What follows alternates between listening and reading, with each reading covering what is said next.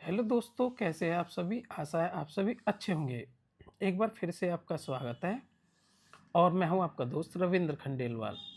Basically आज हम discuss करेंगे कि कैसे एक व्यक्ति की कुछ हॉबी होती हैं। हॉबी बोल दे तो ऐसी एक्टिविटीज़, ऐसे कार्य जो उसे पसंद होते हैं करने, जिनमें उसे अच्छा लगता है। लेकिन कई बार ज़िम्मेदारियाँ होती हैं या फिर व्यक्ति के लक्ष्य, टारगेट या चाहत ज़्यादा होती है और व्यक्ति को वो अपनी हॉबी या तो ऐसी लगती है जिससे अर्न नहीं किया जा सकता या ऐसी लगती है जिससे बहुत कम अर्न किया जा सकता है या अर्न किया जा सकता है तो थोड़ा टाइम टेकिंग है या रिस्की है।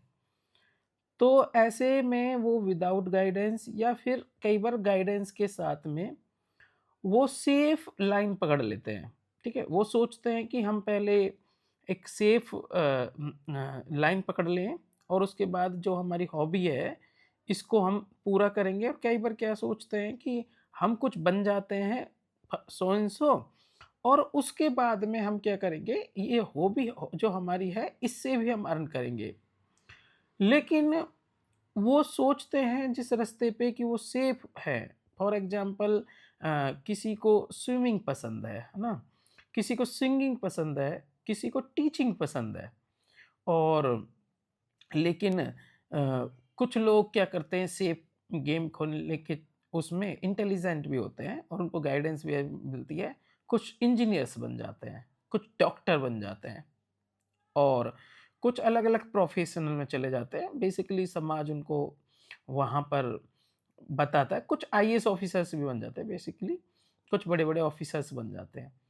उसके बाद वो पाते हैं, अगर वो बन भी जाते हैं, तो बेसिकली क्या होता है, जो हमारी हॉबी होती है ना, उसको वो प्राप्त करना चाहते हैं वो बाद में, कि मैं ये बन जाऊँ, उसके बाद मैं ये करूँगा। लेकिन आपने पता है उनके साथ होता क्या है? मैक्सिमम लोगों के साथ, वो वहाँ पहुँच जाते हैं, वहाँ बेस्ट भी होते हैं, बहुतों से अच्छे भी होते हैं, लेकिन वहाँ वो स्टक हो जाते हैं और फिर वो अपनी जो हॉबी है, जो बनना चाहते हैं, फॉर एग्ज़ाम्पल वो स्विमर बनना चाहते हैं, ठीक है? और सिंगर बनना चाहते हैं, पोएट बनना चाहते हैं और वो बन सकते थे और सिंगर बन के भी, पोएट बन के भी, अच्छे स्विमर बनने के भी वो अच्छा अर्न कर सकते थे। अर्न करना तो छोड़ो या अपनी गोल सेट करना तो छोड़ो, वो बेसिकली वहाँ के भी नहीं रहते कि वो डेली उसके लिए टाइम निकाल पाएँ।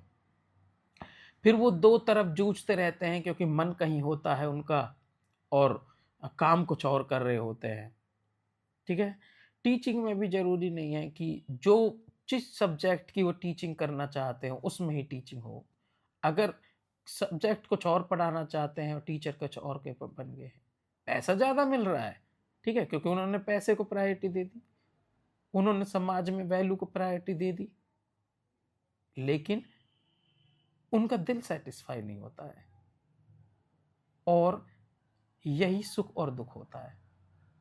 अगर आप वो कार्य कर रहे हो जिसमें आपको मज़े आ रहे हैं और उसके बाद आपको अर्न हो रहा है, आई थिंक उससे बेटर कुछ भी नहीं है। कम है। अब आप कहोगे नहीं, कम भी नहीं चलेगा। हाँ, जिसके पास ज़िम्मेदारियाँ हैं उसका कम भी नहीं चलेगा। I agree. तो क्या किया जाए? यही किया जाए कि ज़िम्मेदारियाँ, लायबिलिटीज़ को कम पैदा करें और जब जो मन हो उसको तभी कर लें।